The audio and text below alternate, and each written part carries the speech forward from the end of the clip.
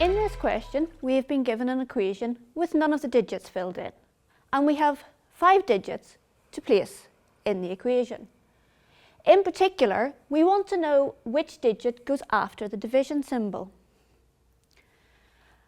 We can start out by eliminating some of the possibilities.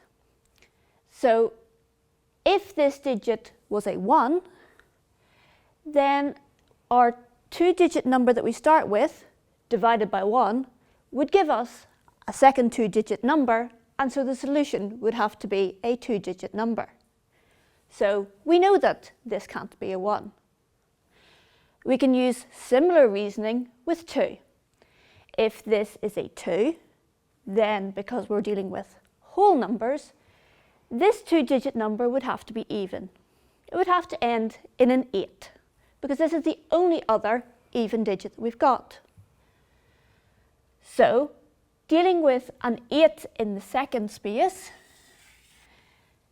the smallest that this number could be would be 18, because the 1 is the smallest other digit we've got. But 18 divided by 2 is 9. And if we add anything onto 9, we get a number bigger than 10. Again, a 2-digit number here. Okay, so we've got rid of 1 and 2. Are any of the rest of these easy to get rid of? Well, multiples of 5 are always nice. They always end in a 0 or a 5. So if there is a 5 after the division sign, then this digit must be a 0 or a 5. We don't have any zeros, and we don't have a second 5. So having eliminated these 3, we can focus on the digits 3 or 8. Okay, if 3 came after the division sign, then the number before would have to be made up from these other digits. And we also said when we were looking at 2 that the result of this would have to be less than 9.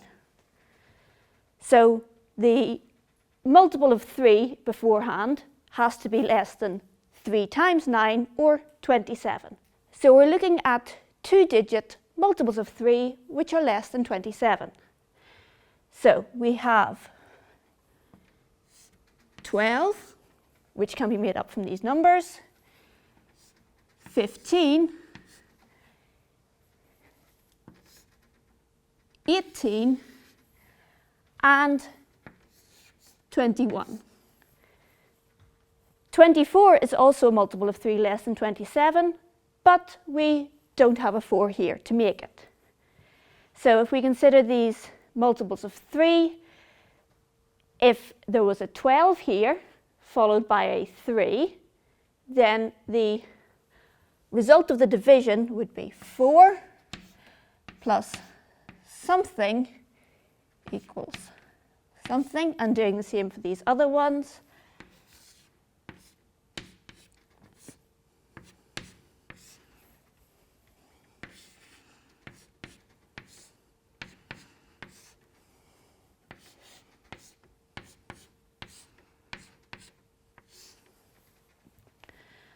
Now we look at what digits are left over when we have used up the digits from this 2-digit number and the 3. So we've used 1, 2 and 3, so in here has to be 5 and 8 in some order. Well, the bigger number has to be after the equals, so we check. Does 4 add 5 equal 8? No. So we can't have that.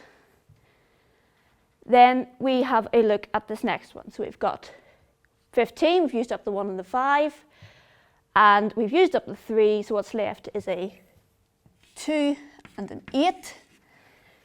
Does 5 plus 2 equal 8? No. So we can't have that either.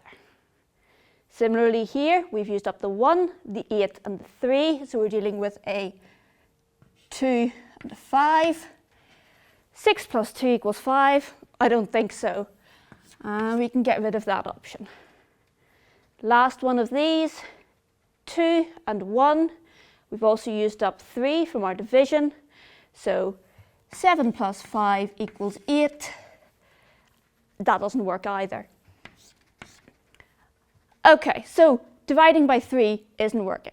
We can now at this stage say, I've eliminated all the possibilities except for 8 and finish the question.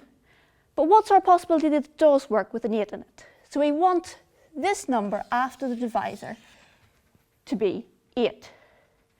The remaining numbers that we have are 1, 2, 3 and 5. And the end result here has to be bigger than whatever this division is. So in particular, the end result is at most 5. So the number before the division was at most 4 times 8 or 32. I can make 32. I've got a 3 and a 2. So we have 32 divided by 8, that's 4. And the other numbers we have left are a 1 and a 5. 4 plus 1 is 5.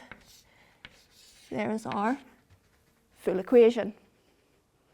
It's worth noting that in this question we are dealing with digits, which are positive numbers.